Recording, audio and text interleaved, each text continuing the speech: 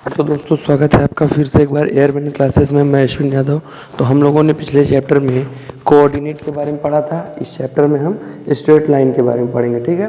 तो आइए जानते हैं स्ट्रेट लाइन होता क्या है। स्ट्रेट लाइन हिंदी में उसको कहते हैं सरल रेखा।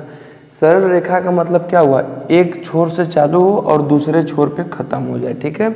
या फिर स्टार्टिंग पॉइंट कहीं से हो और एंड पॉइंट कहीं भी हो सकता है, ठीक है। तो एक जो सिंपल सी रेखा, कोई एक लाइन को सरल रेखा या स्ट्रेट लाइन कहते हैं, ठीक है। इसे ही हम स्ट्रेट लाइन कहते हैं, ठीक है दोस्तों। तो ये स्ट्रेट लाइन हो गया हमारा। तो हम क्या पढ़ेंगे स्ट्रेट लाइन में, उसके कुछ इंपॉर्टेंट फैक्ट पढ़ेंगे और उतना डीपली नहीं जाएंगे जितना कि हमें जाना नहीं चाहिए, ठीक है। हमारा जो नॉर्मली एयरफोर्स, नेवी, एनडीए है उसके हिसाब से ही हम चलेंगे, ठीक है। नॉर्मली एयरफोर्स और नेवी के हिसाब से। तो आइए बात करते हैं स्ट्रेट लाइन में कुछ टॉपिक्स के बारे में, ठीक है। तो टॉपिक स्टार्ट करने से पहले अगर आप हमारे चैनल पर नए हैं तो प्लीज़ जाके लाइक, शेयर एंड सब्सक्राइब कर दीजिएगा और वीडियो ज़्यादा से ज़्यादा शेयर कर दीजिएगा, ठीक है। तो स्ट्रेट लाइन में इंपॉर्टेंट क्या है, पहले हमें एक्स अक्ष का समीकरण, एक्स अक्ष का समीकरण, ठीक। एक्स अक्ष का समीकरण y इक्वल टू 0, ठीक है। इसको मैं अभी आपको ग्राफ से समझाऊंगा। एक्स अक्ष का समीकरण equal to y equal to 0 और y अक्ष का समीकरण, y अक्ष का समीकरण x इक्वल टू 0, ठीक है। ये दो इंपॉर्टेंट है, आपको रखना होगा। ये तो अक्षों का समीकरण हो गया।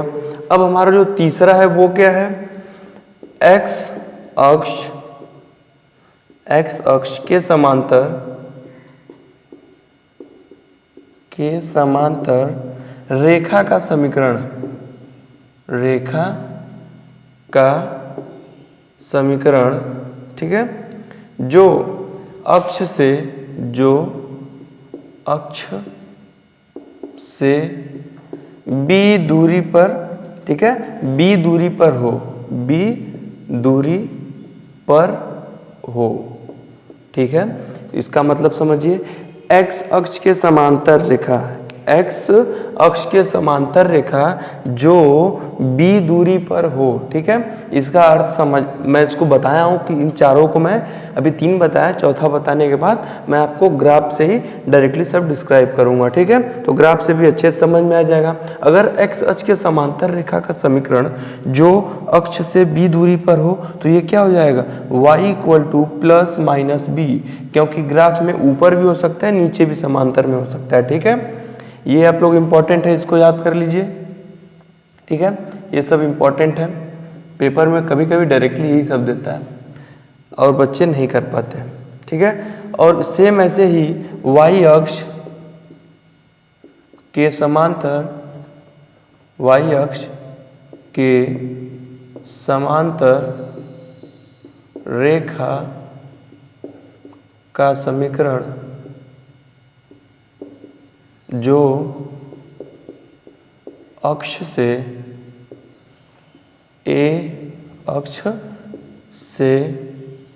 a दूरी पर हो, ठीक है। जो अक्ष से a दूरी पर हो तो इसका क्या हो जाएगा, a equal two plus minus, sorry x equal two plus minus ये होता है ना, x equal two plus minus a, ठीक है दोस्तों। तो ये आप लोग ये याद कर लीजिए, बहुत ही इंपॉर्टेंट है। अब मैं आपको बताया हूं कि मैं इसको सभी को ग्राफ से बताऊंगा, ठीक है। तो आइए इतना पहले आप लोग नोट डाउन कर लीजिए, फिर मैं उसको ग्राफ से बताता हूं, ठीक है दोस्तों। तो ग्राफ से देखते हैं, ठीक है। तो पहला क्या हमने बताया था, डायरेक्टली चारों एक ही ग्राफ में हम ड्रॉ कर देंगे, ठीक है दोस्तों। ये हमारा मूल बिंदु 0,0 होता है, मैंने पहले ही बताया था आपको। ये x एक्सिस हो गया, ये y एक्सिस, ये x डैश, ये y डैश, ठीक है। तो पहला जो हमारा समीकरण था वो x अक्ष का समीकरण था, ठीक है। x अक्ष का समीकरण, ध्यान दीजिए, अगर कोई पॉइंट है, कोई बिंदु x अक्ष पे 3 दूरी गया है, 3 दूरी गया है, ठीक है। x अक्ष पे 3 दूरी गया है और y पे कुछ भी नहीं गया है, y पे कुछ भी नहीं गया है, तो ये पॉइंट क्या होगा हमारा, ये पॉइंट हो जाएगा 3,0। तो यही पूछ देगा कि x अक्ष का समीकरण क्या होगा, तो y इक्वल टू 0। x अक्ष पे जो समीकरण हो जाएगा, जो 3 पॉइंट दिया है कि 3 पॉइंट x अक्ष पे है, तो इसमें y इक्वल टू क्या है, 0 हो जाएगा, क्योंकि y एक भी पॉइंट ऊपर नहीं गया है। अब सेम वैसे ही y अक्ष का जब समीकरण हो जाएगा तो यहाँ से स्टार्ट होगा, अगर ये यहाँ पे चला जाता है तो 0,3, तो y अक्ष का समीकरण क्या हो गया, y पे कितना 3 पॉइंट गया है और x पे कितना गया 0, तो ये y अक्ष का समीकरण बराबर होता है x बराबर 0 और x अक्ष का समीकरण बराबर होता है y इक्वल टू 0। ठीक है दोस्तों, तो ये दो समीकरण मैं इसी में बता दिया। अब उसके बाद बोल रहा था, ठीक है, अब उसके बाद जो बोल रहा था हमें उस पे देखना है। क्या बोल रहा था, x अक्ष के समांतर रेखा का समीकरण जो अक्ष से b दूरी पे हो।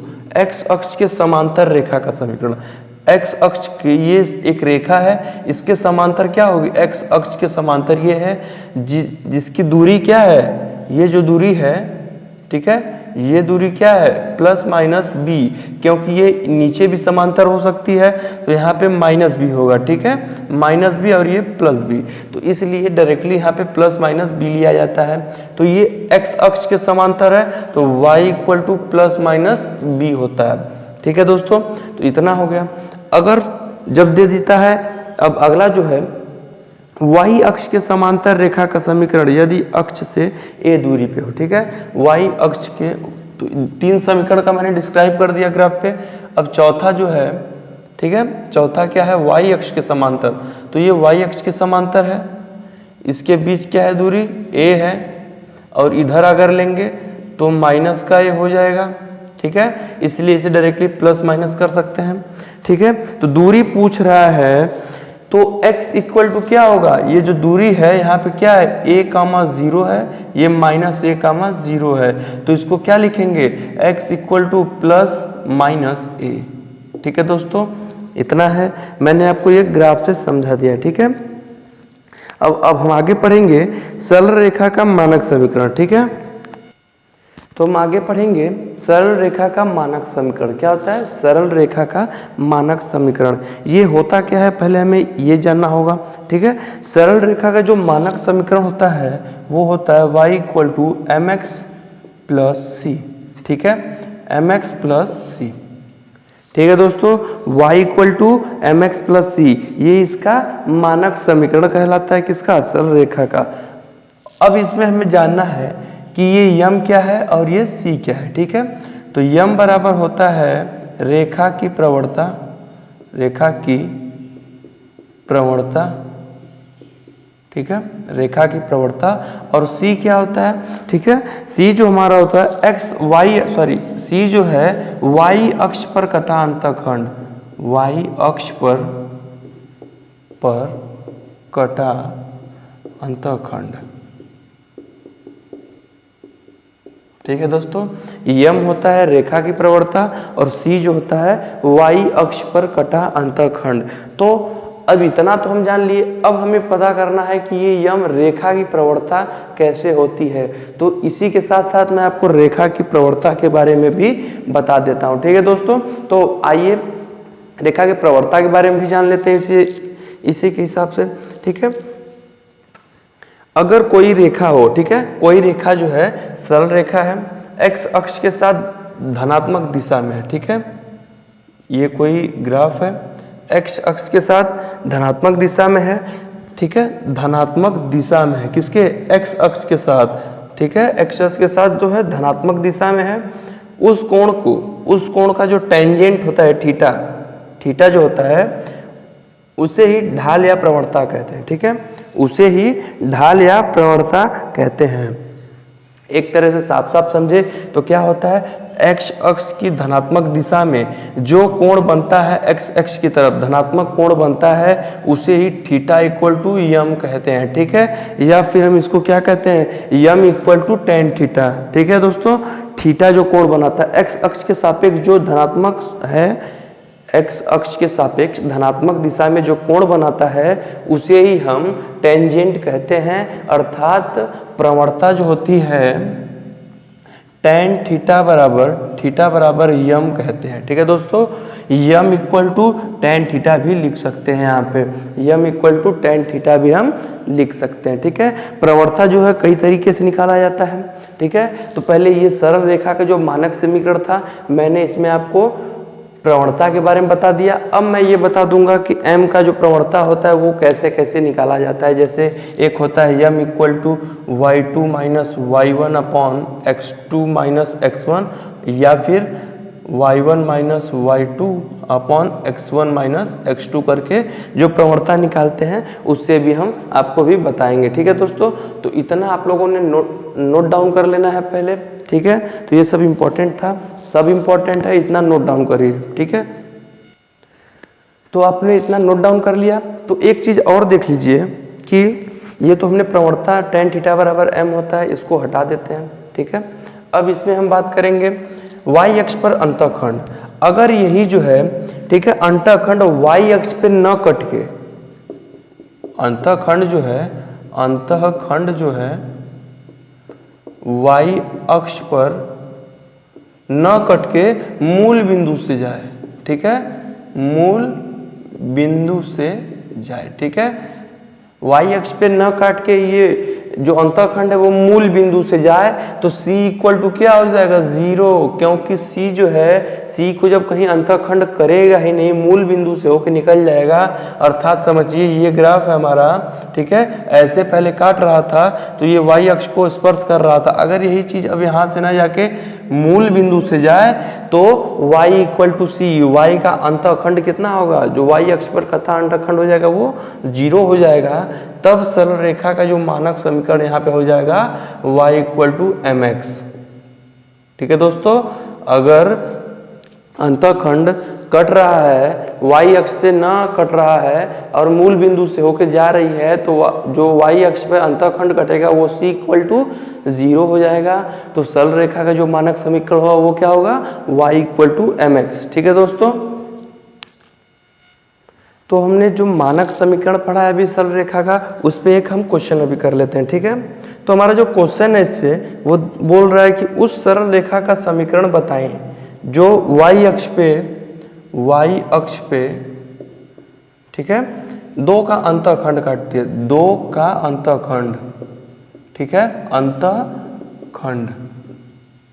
ठीक है, तो c इक्वल टू क्या, हमारा 2 का अंतःखंड c इक्वल टू 2 मिला है। फिर उसके बाद जिसका ढाल, जो ढाल दिया है, ढाल या प्रवणता, ठीक है, ढाल या प्रवणता एक ही होता है। और ढाल कितना दिया है, 5। ठीक है, 5 दिया है, तो उस सरल रेखा का समीकरण पूछ रहा है। ठीक है, तो समीकरण कैसे हमें मिलेगा, तो हम जानते हैं कि सरल रेखा का मानक समीकरण क्या होता है, y equal to mx plus c।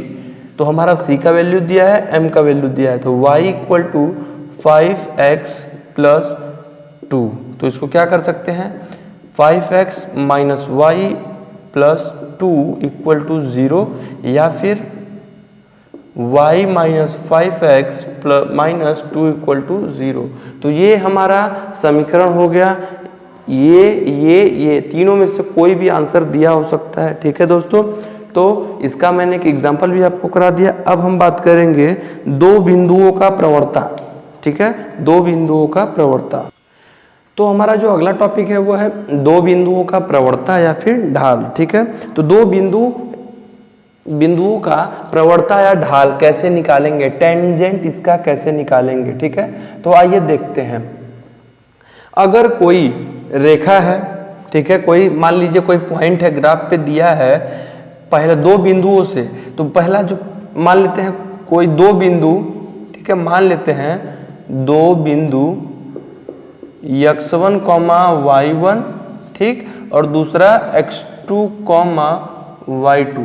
ठीक है, ये 2 बिंदु दिया है। तो प्रवणता या फिर ढाल हम कैसे ज्ञात करेंगे, तो प्रवणता बराबर यम लिखते हैं, या फिर tan थीटा लिखते हैं, या फिर मैंने आपको बताया था y2 minus y1 upon x2 minus x1 ये लिखते हैं, या फिर y1 minus y2 upon x1 minus x2।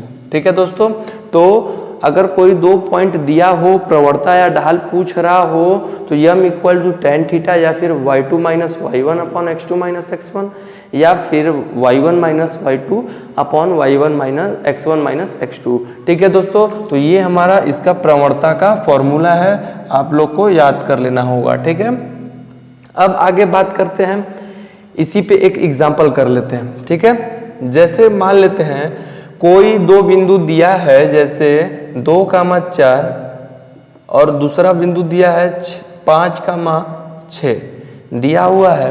अब पूछ रहा है कि दो बिंदु दिया है तो इस पॉइंट से होके जो प्रवणता बनेगी, जो ढाल बनेगी वो क्या होगी। तो क्या होगा, m equal to tan theta equal to y2 minus y1 6 minus 4 upon 5 minus 2 equal to क्या होगा 2/3।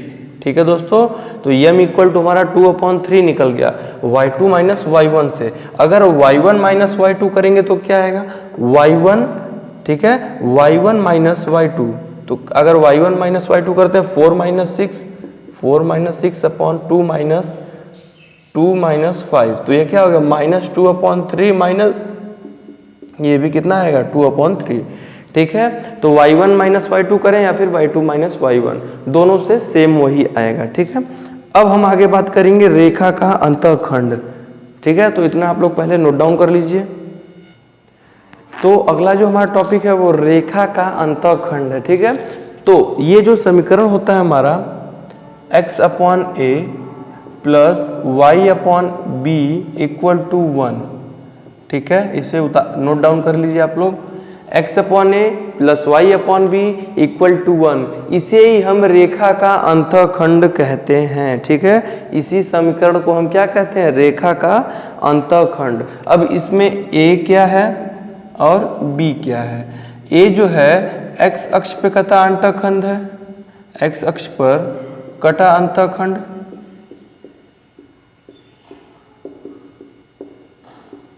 ठीक है, और ये क्या है y अक्ष पर कटा अंतःखंड, y अक्ष पर कटा अंतःखंड। ठीक है दोस्तों, y अक्ष पर कटा अंतःखंड है।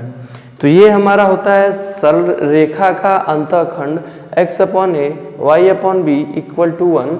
a जो होता है इसमें वो x अक्ष पे कटा अंतःखंड होता है और b होता है जो y अक्ष पर कटा अंतःखंड होता है। ठीक है, तो आइए हम इस पे क्वेश्चन कर लेते हैं कि रेखा का अंतःखंड अगर दिया हो तो कैसे ज्ञात करते हैं। तो जो क्वेश्चन दिया हुआ है हमारा रेखाखंड वाले पे, रेखा का अंतःखंड, ठीक है, तो जो क्वेश्चन दिया है उसको पहले एक क्वेश्चन इस पे देख लेते हैं। उस सरल रेखा का समीकरण क्या होगा जिसके द्वारा x अक्ष एवं y अक्ष पर काटे गए अंतःखंड क्रमशः 2 और -3 है। ठीक है, रेखा का समीकरण पूछ रहा है और बोल रहा है x अक्ष पे जो काटा हुआ है, जो x अक्ष पे अंतःखंड काटा है a वो दिया है 2 और जो रेखाखंड y अक्ष पे काटा है वो -3 दिया है। तो समीकरण ज्ञात करें।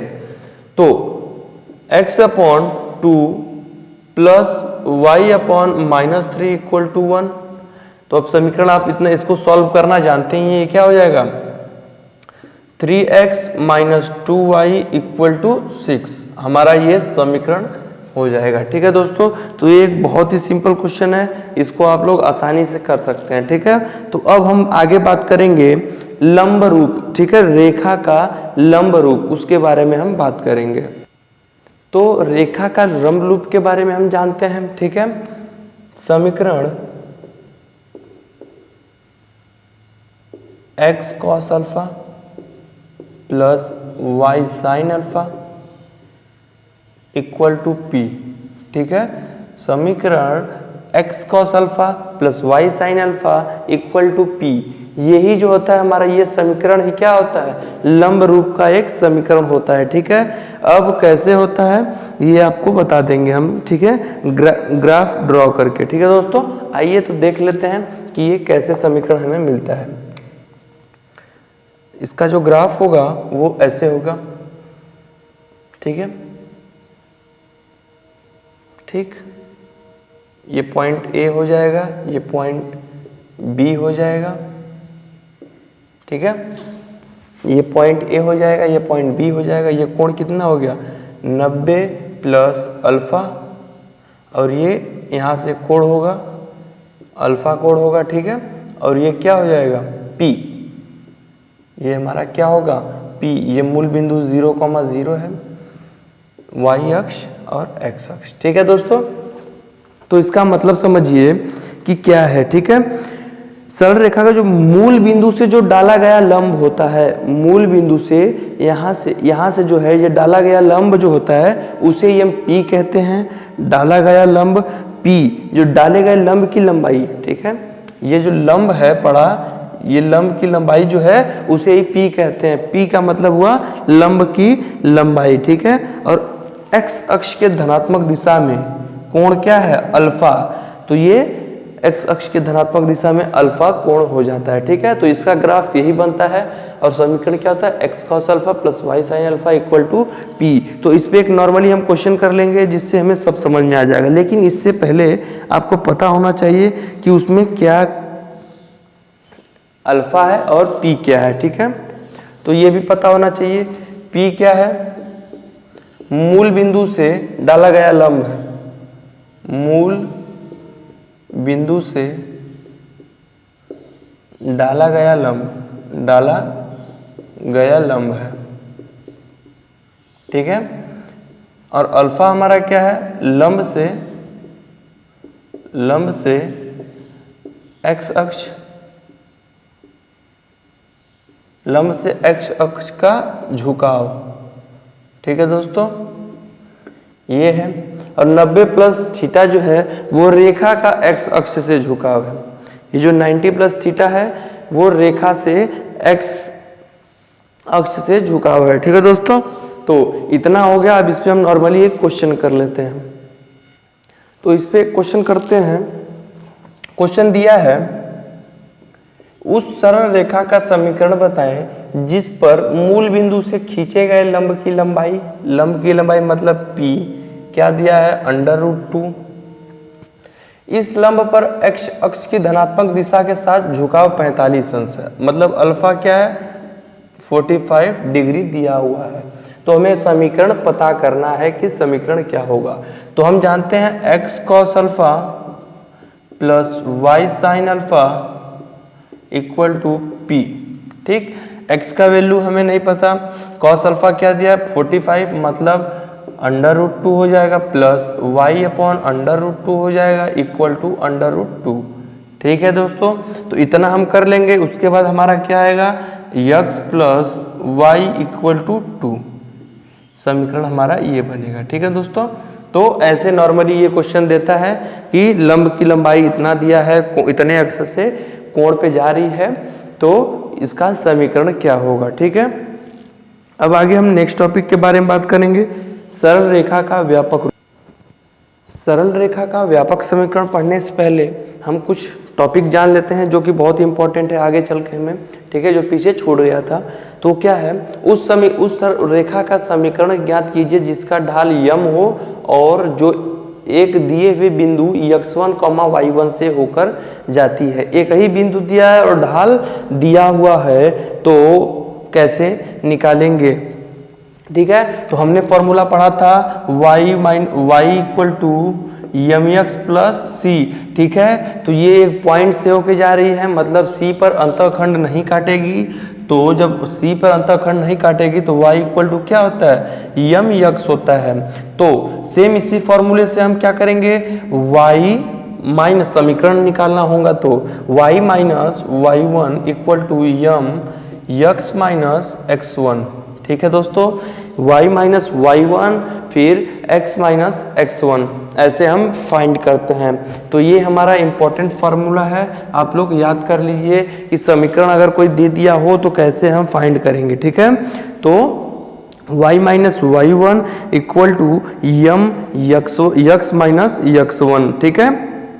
ये अगर दिया हो तो हम क्या करेंगे, ठीक है। अगर इसी में ये तो एक पॉइंट दिया है, ठीक, और हम जानते हैं कि यम को क्या लिख सकते हैं y2 minus y1 upon x2 minus x1 लिख सकते हैं ना, लेकिन इसके लिए हमें क्या चाहिए, 2 पॉइंट चाहिए। तो अगर 2 पॉइंट दे दिया हो, अगर 2 पॉइंट दे दिया हो x1 कॉमा y1 और x2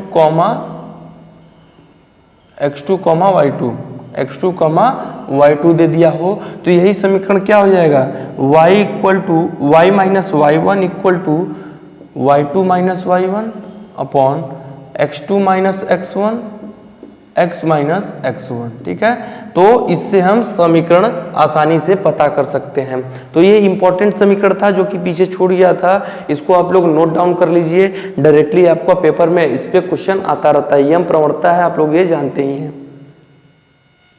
तो अब हम बात करेंगे आगे सरल रेखा का व्यापक समीकरण की। ठीक है, तो सरल रेखा का जो व्यापक समीकरण होता है वो क्या होता है, ax plus by plus c equal to 0। ठीक है दोस्तों, सरल रेखा का व्यापक समीकरण जो होता है वो ax plus by plus c equal to 0 होता है। ठीक है दोस्तों, तो इतना होता है। अब इसी में सरल रेखा के व्यापक समीकरण दे दिया है ये, तो इसमें जो इससे प्रवणता कैसे निकालेंगे, फिर उसके बाद इसका अंतःखंड कैसे निकालेंगे, अंतःखंड रूप भी पढ़ेंगे। ठीक है, तो इसमें अंतःखंड प्रवणता, अंतःखंड रूप और लंब रूप तीनों के बारे में इसमें हम पढ़ेंगे। ठीक है दोस्तों, तो ये हमारा जो टॉपिक है वो खत्म हो जाएगा। फिर उसके बाद मैं आपको अगला जो वीडियो बनाऊंगा उसमें सब ट्रिक ही बताऊंगा, सभी क्वेश्चंस के ट्रिक ही, कैसे ट्रिक पे ये सब सॉल्व होता है। ठीक है, तो अगर आप हमारे चैनल पे नए हैं तो please like share and subscribe जरूर कर दीजिएगा, क्योंकि मैं बहुत ही मेहनत कर रहा हूँ पढ़ाने के लिए। ठीक है दोस्तों, तो आइए देखते हैं कि इसका पहला प्रवणता रूप कैसे निकलेगा। इससे हमें प्रवणता रूप चाहिए, प्रवणता रूप। ठीक है, प्रवणता रूप, तो प्रवणता हम क्या पढ़े हैं, y equal to mx plus c. ठीक है, तो क्या हम इससे निकाल सकते हैं y equal to mx plus c, तो इस समीकरण को हम डायरेक्टली इस फॉर्म में बदलते हैं। ठीक है, तो इसको क्या करेंगे, by equal to minus ax minus c कर देंगे। अब y equal to minus a upon b x minus c upon b. ठीक है दोस्तों, तो अब हमें क्या करना है ये देखिए, कंपेयर करते हैं y equal to m x plus c से, y equal to m x plus c से, तो हमारा m की जगह वैल्यू क्या मिला है, m equal to minus a by b. ठीक, और जो अंतःखंड है वो क्या है, अंतःखंड, अंतःखंड जो निकलेगा वो क्या होगा, माइनस सी बाई बी। ठीक है, तो अगर नॉर्मली आपको डायरेक्टली सरल रेखा का समीकरण दिया है a x plus b y plus c, तो उससे प्रवणता पूछ दे, प्रवणता मतलब होता है यम या ढाल कह सकते हैं, तो वो क्या होगा, माइनस ए बाई बी, और अंतःखंड पूछ दे तो माइनस सी बाई बी। ठीक है दोस्तों, तो ये इस फॉर्म में ऐसे निकल जाएगा। ठीक है, ये तो प्रवणता रूप हमने बताया, और अंतःखंड भी सेम माइनस सी बाई ए या सी बाई बी से निकाल सकते हैं। अगर यही जो समीकरण दिया होता, अब अंतःखंड रूप में, ये तो हमने प्रवणता रूप में निकाल लिया, अब अंतःखंड में निकालेंगे तो कैसे होगा। ठीक है, अंतःखंड रूप में, तो आइए देखते हैं दूसरा क्या है हमारा, अंतःखंड रूप, अंतःखंड रूप। ठीक है, अंतःखंड रूप, तो अंतःखंड रूप हमारा क्या होता है, x upon a plus y upon b equal to 1 होता है, x अपॉन ए प्लस, ठीक है, x upon a plus y upon b equal to 1 होता है। तो अब इसको हम क्या कर सकते हैं, a x plus b y plus c equal to 0। ठीक है, a x plus b y plus c equal to 0। अब इसको क्या करेंगे, a x plus b y, c को उधर भेज देंगे माइनस सी। ठीक है, अब दोनों पक्षों में क्या कर देंगे, हम ए और बी से भाग दे देंगे, सॉरी सी से भाग दे देंगे, माइनस सी से डिवाइड कर देंगे। ठीक है, तो ये क्या हो जाएगा, ये हो जाएगा x upon minus c by a हो जाए, माइनस ए बाई सी। ठीक है, ये ए है, ये माइनस सी से डिवाइड करेंगे तो ए बाई सी हो जाएगा ना, तो इसको डायरेक्टली क्या लिखेंगे, इसको डायरेक्टली हम लिखेंगे अपॉन में minus c by a plus y upon minus c by b. ठीक है, इक्वल टू 1। तो ये क्या हो गया, इसमें x अक्ष पर कटा अंतःखंड क्या हो जाएगा, अगर पूछता है x अक्ष पर कटा अंतःखंड तो -c/a हो जाएगा, y अक्ष पर पूछेगा तो -c/b हो जाएगा। ठीक है दोस्तों, तो इससे भी अंतःखंड आप समझ गए। ठीक है, एक तरह से और समझ सकते हैं, अगर दिया है ठीक है, तो ये हमने निकाल लिया, इससे आप समझ गए होंगे। अब x अक्ष का अंतःखंड जो होगा, x अक्ष पर जो कटा अंतःखंड होगा वो क्या है, -c/a। इसका मतलब c तो कांस्टेंट है, इसमें c कांस्टेंट है, तो ये क्या हो जाएगा, माइनस अचर, ठीक है, माइनस अचर पद अपान x का गुणांक, अचर पद अपॉन x का गुणांक, x का गुणांक। ठीक है दोस्तों, और y अक्ष पे जो कटा अंतःखंड है वो भी सेम ही है, -c/b है, तो क्या हो जाएगा, अचर पद, ठीक, अपॉन y का गुणांक। ठीक है दोस्तों, तो ऐसे हमारा निकल जाएगा फॉर्म में। अब सरल रेखा के व्यापक समीकरण से ही हम लंब रूप निकालना सीख लेंगे। ठीक है, तो उसको देखते हैं कि लंब रूप का समीकरण कैसे निकलेगा हमारा। ठीक है, तो बने रहिए हमारे वीडियो पे, लास्ट तक देखते रहिए। ठीक है, तो जो हमारा लंब रेखा का जो समीकरण होता है, तीसरा हमारा है लंब रेखा का। ठीक है, लंब रेखा, लंब रेखा, ठीक, तो इसका जो समीकरण होता है x cos alpha plus y sin alpha equal to p होता है। ठीक है, x cos alpha plus y sin alpha equal to p। अगर हम कर दें, ठीक है, अगर क्या करें, ax plus by plus c equal to 0, और इसमें c को उधर भेज दें, ax plus by equal to -c। ठीक है, इक्वल टू -c।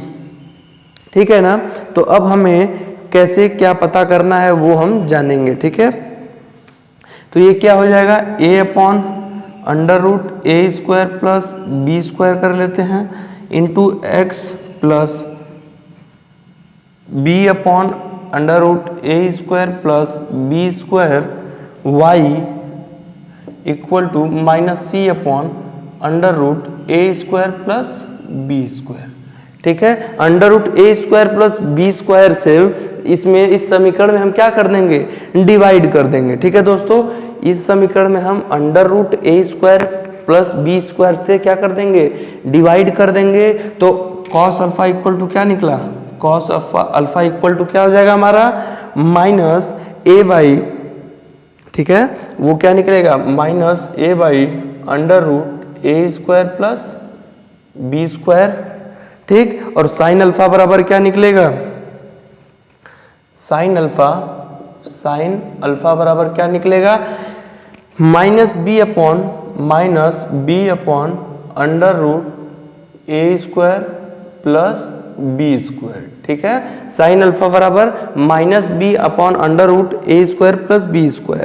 तो इतना हमने नोट डाउन कर लिया है, आई होप कर लिए होंगे आप लोग। तो अब p जो है, लंब की लंबाई है, वो क्या होगा, p इक्वल टू क्या है, -c/√a² प्लस b²। ठीक है, इतना निकल जाएगा। और tan अल्फा बराबर क्या है हमारा, दोनों को अगर कंपेयर कर देंगे, साइन अपॉन कॉस कर देंगे, तो ये क्या हो जाएगा, tan alpha equal to b/a, tan alpha equal to b/a हो जाएगा। ठीक है दोस्तों, तो सरल रेखा के व्यापक समीकरण से हमने प्रवणता रूप, अंतःखंड रूप और लंब रूप तीनों के समीकरण से सरल रेखा लगा के उससे हमने उसका समीकरण प्राप्त किया है। ठीक है, तो अब हम बात करेंगे अगले वीडियो में आपसे सारे क्वेश्चंस के ट्रिक के बारे में। जितने भी ट्रिक है मैं आपको सब ट्रिक लिखा दूंगा, आप लोग लिख लीजिएगा, और ये सब पेपर में पूछे जाने वाले क्वेश्चंस हैं। ठीक है दोस्तों, तो आप हमारे चैनल पे जाते जाते हमारे चैनल का सब्सक्राइब बटन जरूर प्रेस कर दीजिएगा। ठीक है, थैंक यू।